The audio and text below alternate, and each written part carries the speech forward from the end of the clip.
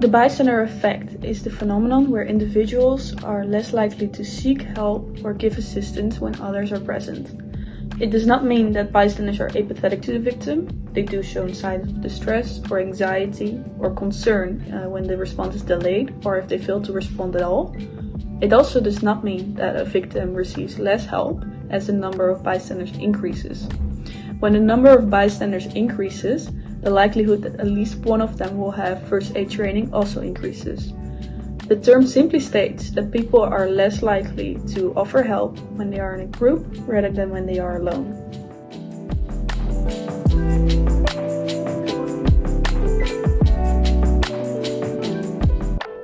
According to the Encyclopedia of Social Psychology, there exist three main reasons as to why the bystander effect occurs. These reasons are as follows. 1. Social inhibition, or the fear of social consequences. When an individual believes they are being observed by others, they might not interfere because they are afraid of being seen in a negative light.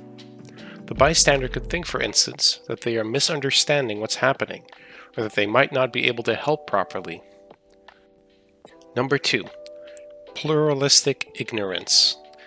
Because bystanders are part of a larger group, they might first want to gauge others' reactions before acting themselves.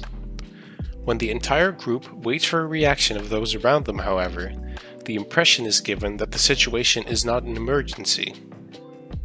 Reason number 3 is the diffusion of responsibility. Being alone in a dangerous situation forces the responsibility of action on the individual. When a group becomes larger and larger, there are more and more people who can share that responsibility among them. This reason has been shown to be able to cause the bystander effect single-handedly.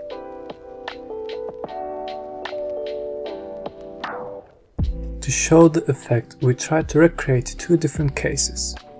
The first case measured people's reaction in a group setting. The second case relied on the test subject being alone, as in this example where the lady was walking by herself.